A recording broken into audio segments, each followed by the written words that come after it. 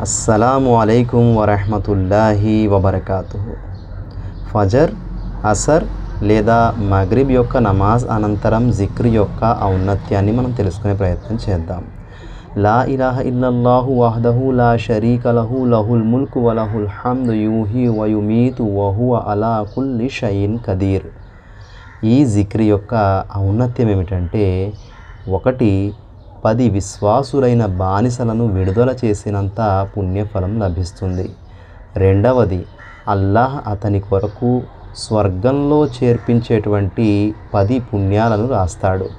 3, అల్లాహ్ నరకంలో చేర్చే అతని యొక్క 10 పాపాలను మన్నిస్తాడు.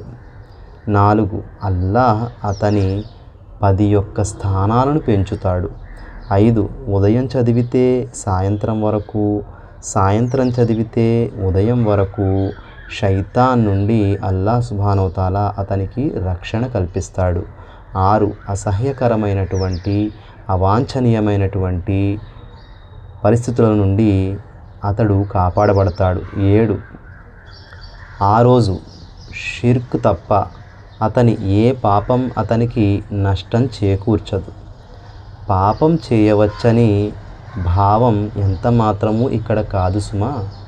అంటే తెలిసి తెలియనటువంటి పరిస్థితిలో చేసినటువంటి పాపాలు అతనికి ఏ విధమైనటువంటి నష్టాన్ని కలుగజేయవు. షిర్క్ అయితే అల్లాహ్ సుబ్హానహు వ తఆలా మన్నించడు కాబట్టి అది మాత్రం అతనికి నష్టాన్నే చేకూర్చుతుంది. ఈ విషయం ఇక్కడ మనం గుర్తించాలి.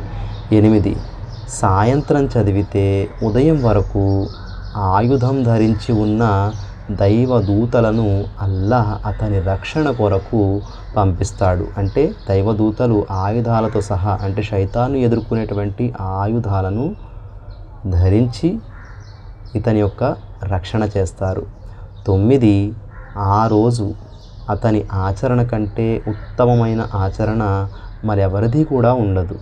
అతని మాదిరిగా చదివిన వ్యక్తి లేదా అతని కంటే ఎక్కువగా చదివిన వ్యక్తి తప్ప. అంటే ఇంత ఔన్నత్యం, అంటే అతనితో సమానంగా చదివినటువంటి వ్యక్తి లేదా అతనికంటే ఎక్కువ సార్లు ఈ కలిమాను చదివినటువంటి వ్యక్తికి ఔన్నత్యం ఉంటుంది తప్ప మిగతా వేటికి కూడా ఆనాడు అంటే ప్రళయ దినాన ఔన్నత్యమైనటువంటిది ఉండదు. ఈ విషయాలన్నీ కూడా షేఖ్ అల్బానీ రెహ్మతుల్లాహి అలై వారి యొక్క సహీ తర్గీబ్లో ఉన్నటువంటి 472 నుండి 477 వరకు హదీసుల్లో ఉన్నటువంటి సారాంశాన్ని మనం తెలుసుకున్నాం. కాబట్టి జిక్ర్ యొక్క ఔన్నత్యం ఎంతో ఉన్నతం, అందులోనూ ఈ కలీమా యొక్క ఔన్నత్యం మరింత ఉన్నతం. కాబట్టి ఈ జిక్ర్ను వదలకుండా చేసే ప్రయత్నం చేద్దాం.